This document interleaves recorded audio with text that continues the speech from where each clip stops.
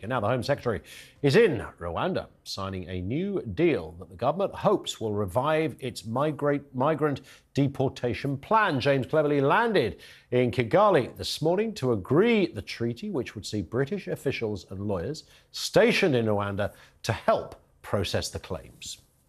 Rwanda has now established a strong reputation for the humane and professional administration of refugees and migrants. This is something understood by the UK and the multilateral community. The treaty that we signed today builds on that joint work. Well, the trip comes after he told MPs that enough is enough as he unveiled a new 5-point plan to slash migration by 300,000. Immigration policy must be fair, consistent, legal, and sustainable. That is why we are also taking the fight to illegal migration. Our plan to stop the boats is working. Small boat arrivals are down by a third, even as illegal migration across the rest of Europe is on the rise. Madam Deputy Speaker, today we have taken decisive action to reduce legal migration with our 5-point plan. Enough is enough. There it is. Enough is enough. Joining me now, TalkTV correspondent Oliver Whitfield-Miočić is with us. Has been across this story.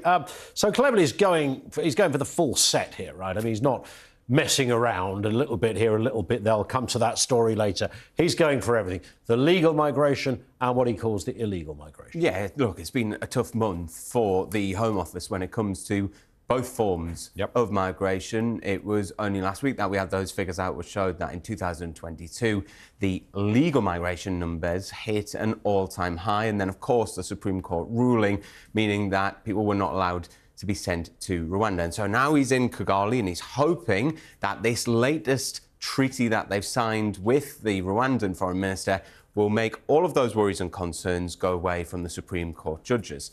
Now, the Home Office has just held an off-camera briefing for journalists. And one of the most interesting things that was said in that, and this is breaking in the last few minutes, is that if an asylum seeker sent to Rwanda commits a serious crime, which would be punishable by 5 years or more in jail, because the Supreme Court's main concern was about sending people back to their home countries, a process called refoulement, they're not allowed to be sent to Rwanda. The only place they'd be allowed to be, sent back to their home countries, the only place they'd be allowed to be sent to is back to the UK. So we could have a potential scenario in the future where there are people who go to Rwanda, they commit a very serious crime, they're no longer welcome in Rwanda, and then they're sent back here into the UK. So that is...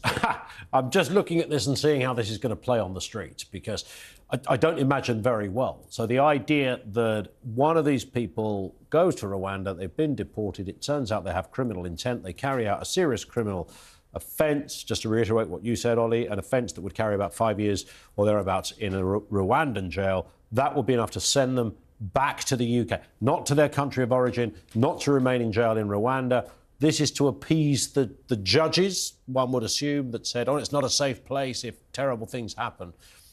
Mr. Cleverly has said, don't worry, if something terrible happens, we will take those people back. Well, so we will literally, voluntarily import the criminals back to the UK. That is basically what we've been told by this Home Office official. And that is so the domestic law in Rwanda is respected, and because they've got to now abide by this Supreme Court concerns over sending people back to their home countries, the only place that they could be sent back to is the UK.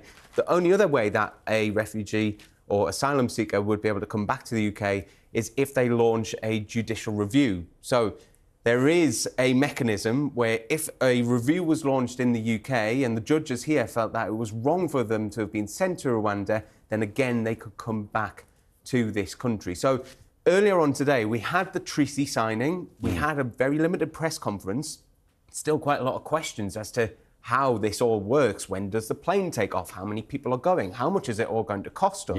Now we're starting to get some more of the detail associated with that, some of the potential problems that will come with it, and the government saying that later on this afternoon the treaty will be published. And I think at that point we'll be able to see in full detail what is held inside of it. We will wait and watch with interest. Ollie, thank you.